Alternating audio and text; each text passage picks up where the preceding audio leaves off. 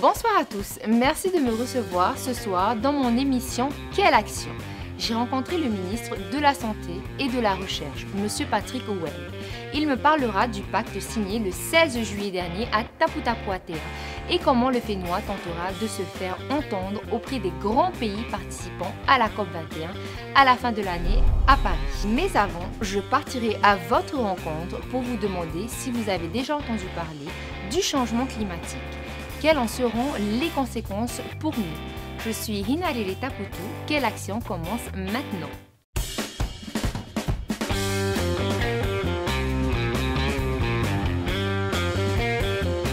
Je suis Hinarere Taputu. Rejoignez-moi dans mon émission Quelle action pour Fénois Action News. Bonsoir à tous. Avez-vous entendu parler du changement climatique? Certains affirment que c'est la fin, tandis que d'autres gardent encore espoir. Ainsi, les représentants du groupement des dirigeants polynésiens se sont réunis en juillet dernier à Papeete pour signer le pacte, une déclaration commune des gouvernements polynésiens face au changement climatique qui menace nos îles. Le changement climatique va-t-il toucher tout le monde de la même façon? La réponse est non. Et c'est bien là l'injustice du changement climatique. Les pays développés ont une responsabilité historique car ils ont émis le plus de gaz à effet de serre depuis la révolution industrielle. Pour les pays en développement, les conséquences du changement climatique viendront s'ajouter aux problèmes déjà existants de pauvreté, de malnutrition et de difficultés d'accès à l'eau potable. Pour le Pacifique, les scientifiques prévoient une hausse du niveau de la mer de 58 cm d'ici 2050, une augmentation des périodes de sécheresse entrecoupées d'événements de forte intensité. Les États et territoires du Pacifique se mobilisent depuis longtemps pour lutter contre le changement climatique. De nombreuses initiatives internationales existent. Par exemple, un programme de l'ONU intitulé Projet d'adaptation au changement climatique dans le Pacifique, l'ACCP, a évalué la vulnérabilité des nations du Pacifique. Le 30 avril dernier, 17 États et territoires du Pacifique, dont la Polynésie française, ont signé la déclaration de Lifou, Paris 2015, Sauver l'Océanie dans le cadre du sommet Océania 21 qui s'est déroulé à Nouméa, en Nouvelle-Calédonie, les 28, 29 et 30 avril dernier. Pensez-vous que l'on puisse faire quelque chose à Tahiti contre le changement climatique? Je suis allée à votre rencontre dans la rue et voici vos réponses. Justement, en juillet, nous avons eu donc les dirigeants polynésiens qui ont signé un pacte à Tapu-Tapu-Atea. Donc, c'est une déclaration commune qui vise à lutter contre le changement climatique. Est-ce que tu penses que cela va servir à quelque chose? Oui, je pense que c'est déjà bien de l'avoir fait, de montrer que nous, en tant que petit pays, petit entre guillemets du Pacifique, donc c'est bien qu'il y ait eu cette réunion et cette signature du pacte. Donc montrer aux dirigeants des plus grands pays que voilà, nous sommes les premiers concernés, étant insulaires, îliens. Et donc s'unir avec nos voisins du Pacifique justement pour faire une plus grande force. Tout à fait, s'unir avec nos voisins du Pacifique, vous connaissez l'adage, l'union fait la force. Comment tu pourrais agir au quotidien pour protéger l'environnement? Quels seront les gestes que tu adopterais chez toi ou même dans ton stand? Ok. Alors par contre, pour ça, on est beaucoup informé en ce moment par la télévision, dans les radios. Alors c'est tout simple, les gestes à faire quotidiennement.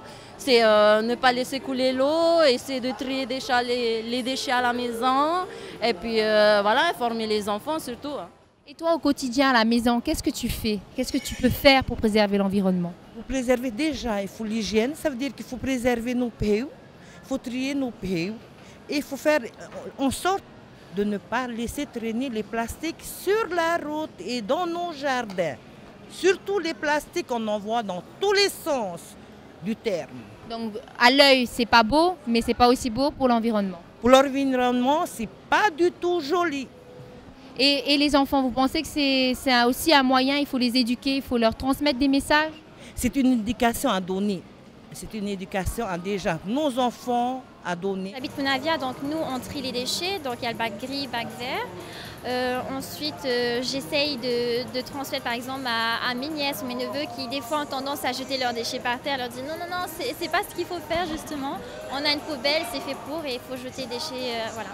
Donc ne pas jeter les papiers par terre, quoi d'autre éviter les gaz, par exemple les vaporisateurs, ça c'est très mauvais pour la couche d'ozone, j'en ai entendu parler. Et voilà, le tri, recyclage, ça c'est...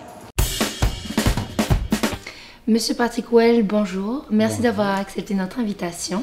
Donc la Polynésie se prépare à la COP21 qui aura lieu à la fin de l'année à Paris. Et tous les observateurs disent qu'il s'agit de la conférence sur le climat la plus importante. Pouvez-vous nous dire en quoi cette 21e conférence des parties est importante également pour notre Fénois? Elle est à mon sens très très importante pour notre Fénois. Tout d'abord parce que nous sommes des insulaires. Nous vivons sur une surface océanique de l'ordre de 5 millions de kilomètres carrés avec une terre émergée de l'ordre de 1500 kilomètres carrés. Et le fait qu'on discute du changement climatique est au point important pour nous, étant donné que nous dépendons de notre environnement océanique. Il s'agit de ne pas perturber cet environnement océanique, mais nous vivons également sur très peu de surfaces émergées. Donc nous nous devons de faire connaître au monde notre situation et nous nous devons de faire connaître également au monde qu'il convient à ce que l'ensemble de la planète s'y mette de façon à pouvoir permettre à ces petits États insulaires de pouvoir continuer à vivre, sachant que ce sont surtout les grands continents qui polluent énormément. Par rapport aux enjeux mondiaux qui se joueront justement à cette conférence internationale, ne sommes-nous pas trop petits? Comment pensez-vous pouvoir faire entendre la voix des Polynésiens dans une telle conférence? Nous nous devons de créer les conditions pour faire comprendre au continent que nous sommes peut-être petits en termes de terres émergées, mais nous sommes importants en tant que surface océanique, sachant que 5 millions de kilomètres carrés, c'est quand même la surface de l'Europe. Concrètement, que propose le ministre de la Recherche que vous êtes pour lutter contre le changement climatique? Le prédateur qui cause le plus de problèmes à la planète, ce ne sont pas les poissons, ce ne sont pas les requins, ce ne sont pas les baleines, c'est bien l'être humain. Et il convient que l'être humain améliore son comportement sur cette planète, parce que pour vivre sur notre planète Terre, il faut bien comprendre que cela se mérite. Et que si nous ne méritons pas de vivre sur cette planète, eh bien probablement que cette planète nous vomira. Chose que je ne souhaite pas. Donc il convient d'avoir un relationnel très particulier avec la planète qui a bien voulu nous recevoir, qui a bien voulu nous accompagner de génération en génération. Et si nous sommes respectueux vis-à-vis de notre planète, comme nous devons être respectueux vis-à-vis de nos parents, tout se passera bien. Si nous n'avons aucun respect vis-à-vis de nous-mêmes, donc vis-à-vis de notre planète, eh bien cela ne se passera pas correctement. Donc on se calme, on vit conformément aux règles de la nature, et que si nous respectons la nature et la planète nous respecteront. Monsieur le ministre, je vous remercie d'avoir répondu à nos questions. Maruru, et merci pour ces bonnes questions. Merci. Prochainement, dans quelle action? J'ai rencontré monsieur Lionel Beffre, haut-commissaire de la République en Polynésie française. Il me parlera du rôle de l'État dans la lutte contre le changement climatique et quelles en seront les conséquences pour nous en Polynésie française.